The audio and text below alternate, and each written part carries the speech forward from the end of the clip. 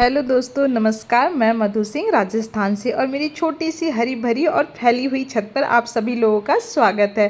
क्योंकि अभी बरसात का मौसम शुरू हो गया है और थोड़ी थोड़ी बरसात मेरे शहर में भी बरसने लग गई है। तो देखिए, मैंने मिट्टी जो सुखाई थी कि इसको भरूंगी, लेकिन पहले इतनी ज़्यादा गर्मी थी कि इसको भर नहीं पाई और अभी इधर कंटिन्यू 2-3 दिन से बरसात हो रही है।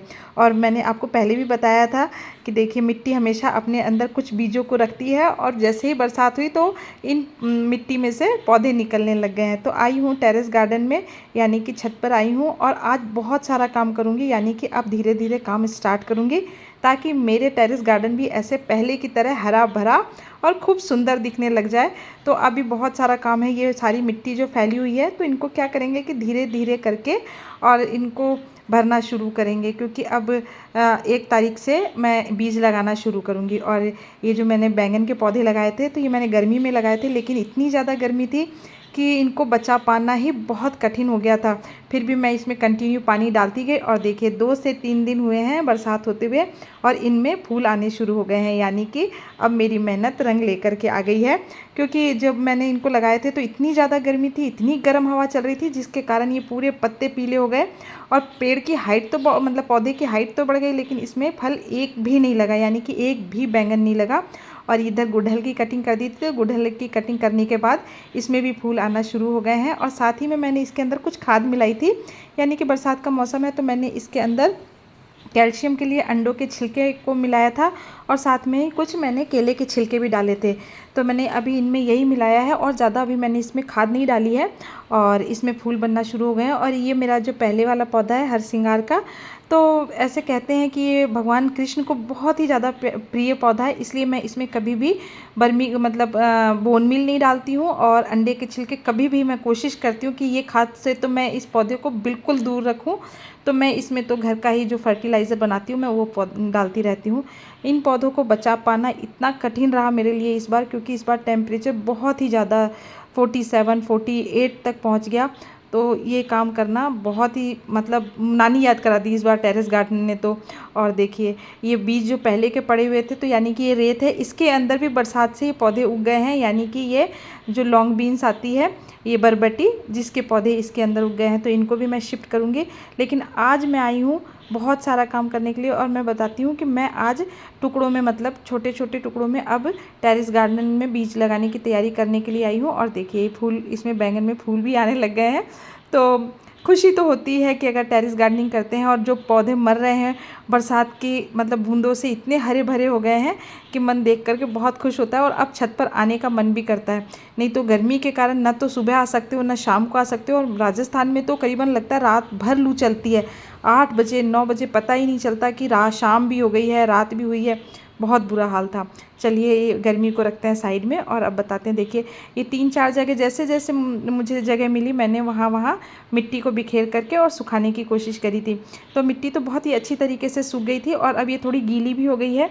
तो अब क्या करेंगे कि सारी मिट्टी को एक जगह इकट्ठा नहीं करके और जहाँ जहाँ मिट्टी फैली हुई है वहीं पर उसको अच्छी तरीके से मिक्स करेंगे और वहीं पर इसको भरने की कोशिश करेंगे, क्योंकि सारी मिट्टी अगर एक साथ इकट्ठी करेंगे और फिर सब में खाद मिलाएंगे तो थोड़ा मुश्किल काम हो जाएगा।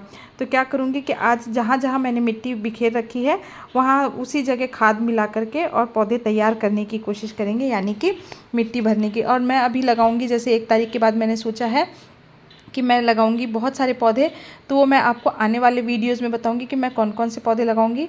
और आज तो घर पर अकेली थी क्योंकि बच्चे लोगों का स्कूल भी शुरू हो गया है, तो मैंने कहा बच्चे भी नहीं हैं तो इस काम को तो अब करना ही पड़ेगा। और हस्बैंड की ड्यूटी है तो वो तो चले गए हैं, नहीं तो आपको मेरे वीडियो में तो हम जो हस्बैंड है हमेशा नज़र आते हैं, लेकिन अभी उनके ऑफिस में भी बहुत ज़्यादा काम है।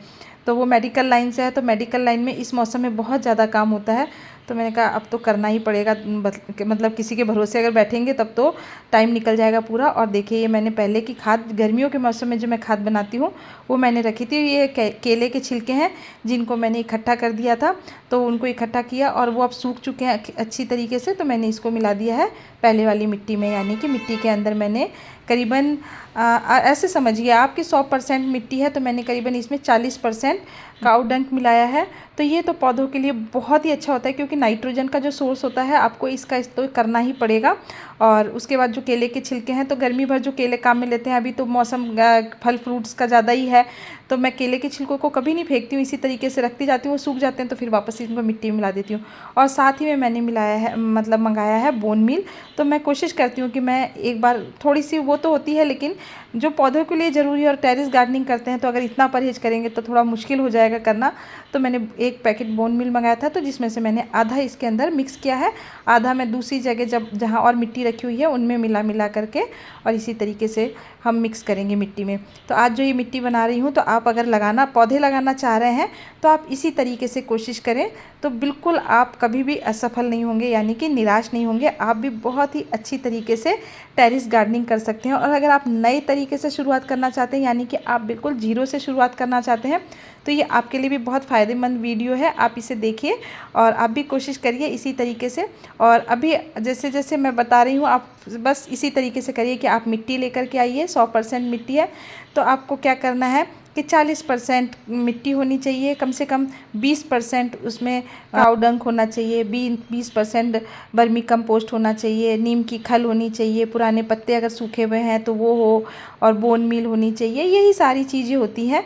आप चाहे तो चूना पाउडर भी मिला सकते हैं, लेकिन मैं चूना पाउडर नहीं मिलाऊंगी, मैं इसी तरीके से। तो देखिए, ये मैंने जैविक खाद मंगाई है, यानी कि मैंने वर्मी कंपोस्ट मिलाया है। तो ये 5 किलो का पैकेट है, तो इसमें से मैं आधा पैकेट काम में ले लूँगी। तो इसी तरीके से मैं तो हमेशा खाद इसी तरीके से बनाती हूँ और मुझे रिज़ल्ट बहुत ही अच्छा मिलता है। तो आप ज़्यादा ताम झाम बिल्कुल भी मत करिए। आप मिट्टी लाइए, उसमें काऊ डंक मिलाइए, वर्मी कंपोस्ट मिलाइए। अगर बोन मील से आपको प्रॉब्लम नहीं है तो आप बोन मील मिलाइए। अगर बोन मील से आपको प्रॉब्लम है तो आप फिर उसमें थोड़ा सा चूने का पाउडर मिला दीजिए। और साथ ही में मैं देखिए इसके अंदर मिलाऊंगी राख मिलाऊंगी, जो लकड़ी वाली राख, जो हम मतलब चूल्हे में खाना बनाते हैं। तो मैं तो नहीं बनाती हूँ, लेकिन मेरे पड़ोसी बनाते हैं, तो मैं उनसे ये राख लेकर के आई थी कि आप मुझे थोड़ी सी राख दीजिए, मैं पौधे लगाऊंगी। तो उन्हें भी बहुत ताज्जुब होता है, बोले राख में कौन पौधे लगाता है।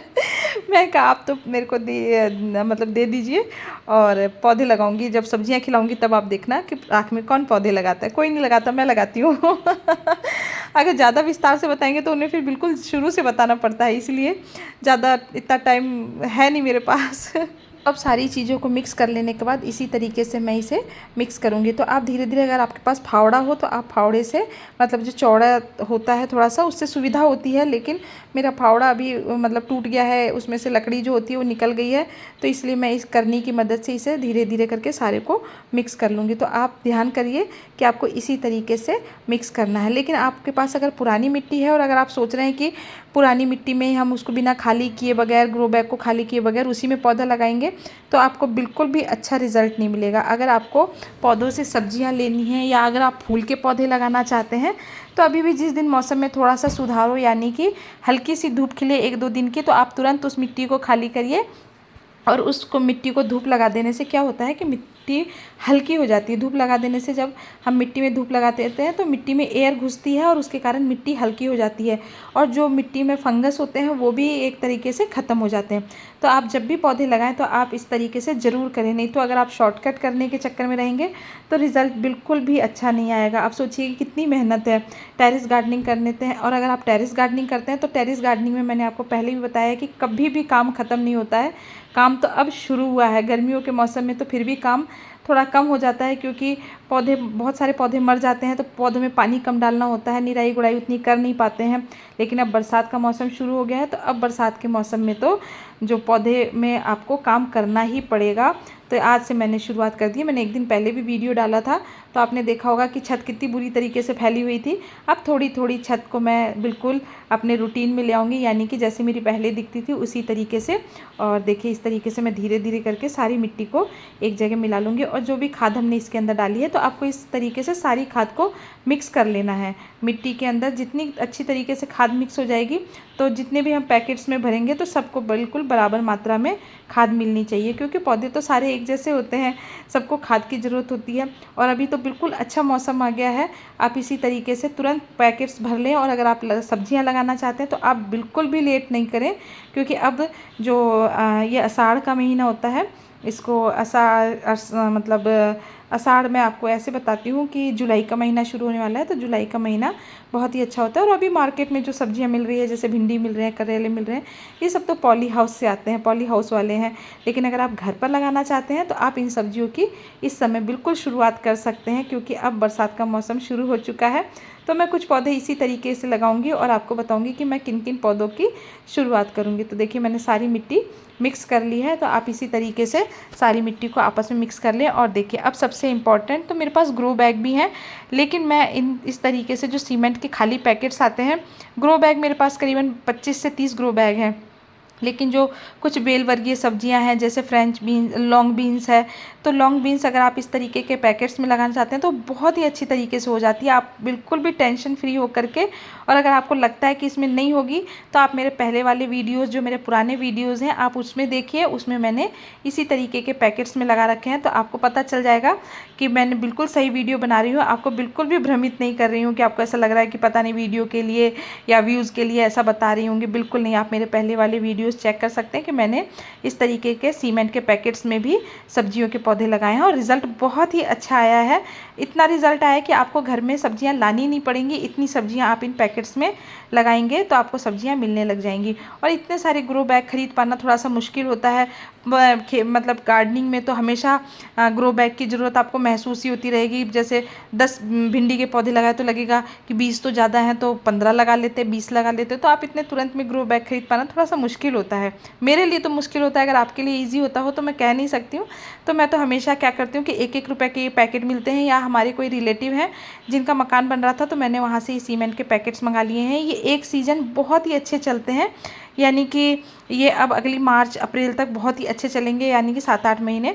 और इसका बेनिफिट ये होता है कि इसमें अगर ज़्यादा पानी हो जाता है तो पानी इसमें से निकल भी जाता है, आपको कहीं छेद करने की ज़रूरत नहीं पड़ेगी। पानी जैसे ही ज़्यादा होगा तो इनमें से धीरे धीरे रिस करके, क्योंकि इस थैले की बनावट वैसी होती है कि पानी अपने आप में रोकता नहीं है ज़्यादा देर के लिए। तो ये पैकेट तो मुझे बहुत ही अच्छे लगते हैं और मैं हमेशा इसी तरीके से इसमें पौधे लगाती हूँ। जैसे मैंने पिछली बार इसमें भिंडी लगाई थी और बरबट्टी लगाई थी, तो मैंने ये 2 चीज़ तो इसके अंदर लगाई थी। बैंगन भी लगाए थे मैंने इसके अंदर, गोभी लगाई थी इसके अंदर। तो अगर आप खेती की शुरुआत करना चाहते हैं, यानी कि गार्डनिंग की शुरुआत करना चाहते हैं, और अगर आपके पास ग्रो बैग नहीं है तो आप इस तरीके से ज़रूर से ज़रूर कोशिश करें कि आपके पास प्लास्टिक के पैकेट्स हों, या अगर आपके पास चावल के कट्टे हों तो आप उसमें भी लगा सकते हैं, गेहूँ वाले कट्टे हों आप उसमें भी लगा सकते हैं, किसी में भी आप लगा सकते हैं। तो अगर आप चाह जाएंगे तो आप, और अगर आप लगाते हैं तो आप एक बार मुझे ज़रूर बताएं कि आपको कहाँ दिक्कत आ रही है। अगर आपको गार्डनिंग करने में कोई समस्या हो तो आप कमेंट करके मुझसे क्वेश्चन भी पूछ सकते हैं। मैं कोशिश करूँगी कि आपके साथ कहाँ समस्या आ रही है, जितना मैं जानती हूँ उतना मैं आपको बताने की ज़रूर कोशिश करूँगी, क्योंकि मुझे टेरेस गार्डनिंग करते हुए कम से कम मैंने लॉकडाउन से शुरू किया है, और लॉकडाउन से मैं घर में ही सब्जियाँ उगाती हूँ। और मतलब बरसात के मौसम में और सर्दी के मौसम में, गर्मी के मौसम में मैं सब्जियाँ बिल्कुल भी नहीं उगाती हूँ।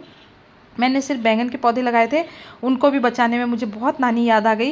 तो इसलिए मैं कभी आपको सलाह नहीं दूंगी कि आप गर्मी के मौसम में कोशिश करें, आपकी सारी मेहनत बेकार जाएगी। हाँ, बरसात का मौसम शुरू हो चुका है, अब आप कोशिश करेंगे तो आप बहुत ही आसानी से सब्जियां लगा सकते हैं। तोरी लगा सकते हैं, लौकी लगा सकते हैं, करेला लगा सकते हैं, बरबट्टी लगा सकते हैं, भिंडी लगा सकते हैं, बैंगन लगा सकते हैं, और टमाटर अभी नहीं लगा सकते, टमाटर थोड़ा आपको रुका, मिर्ची लगा सकते हैं।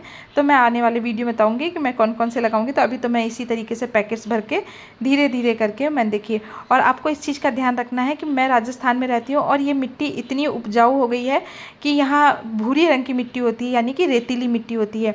और ये मिट्टी इतनी उपजाऊ हो गई है 3 से 4 साल के अंदर कि इसका कलर बिल्कुल चेंज हो गया। अगर मिट्टी का कलर काला हो जाता है तो समझिए कि बहुत ही उपजाऊ मिट्टी हो चुकी है, इसमें बहुत ही खाद की मात्रा है।